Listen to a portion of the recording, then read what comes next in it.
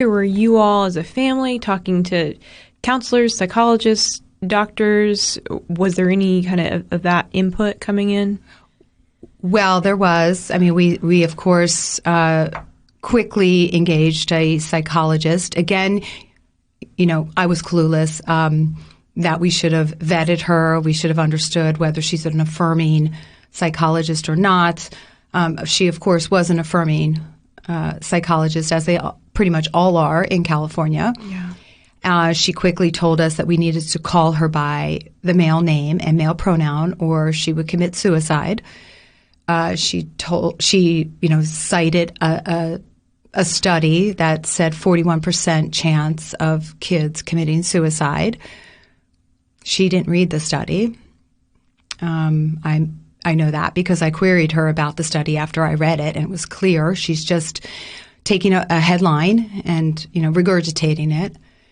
I found out that she used Diane Aaron Saff as her mentor in transgender kids, using her terms.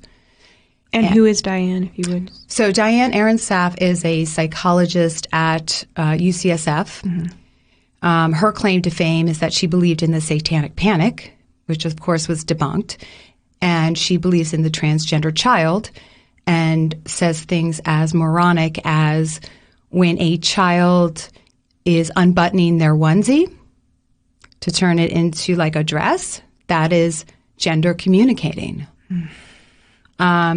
Another insipid statement of hers is that if a little girl rips barrettes out of her hair, she is gender communicating. So in my mind, she's a quack. I mean, the absurdity, anybody who's had children understands that children will rip off their mittens. And what does that mean? That they identify as an iguana? I mean, I don't know. I mean, it's just nonsensical. And this psychologist also told me that my memory of my child was false. When I talked about how girly my daughter was, actually contrary to me, because I'm not girly, and she was really girly and into Barbies and American Girl doll and Little Ponies and all of that. And she said, well, she was hiding her true gender identity.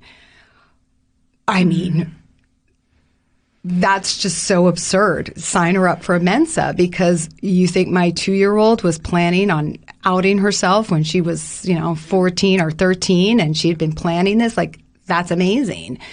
So it reinforced that there's no science behind this, that this is all smoke and mirrors and it's made up. And so, of course, we fired the psychologist. Yeah.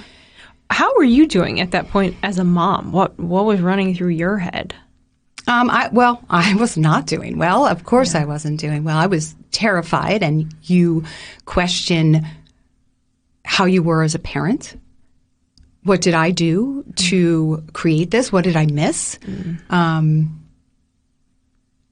You, of course, kick yourself for giving the phone, for not checking enough, for not being smart enough to see that there were, shadow social media. There was another thing that I did, and I don't know how I feel about it now, but there were friends of hers that I knew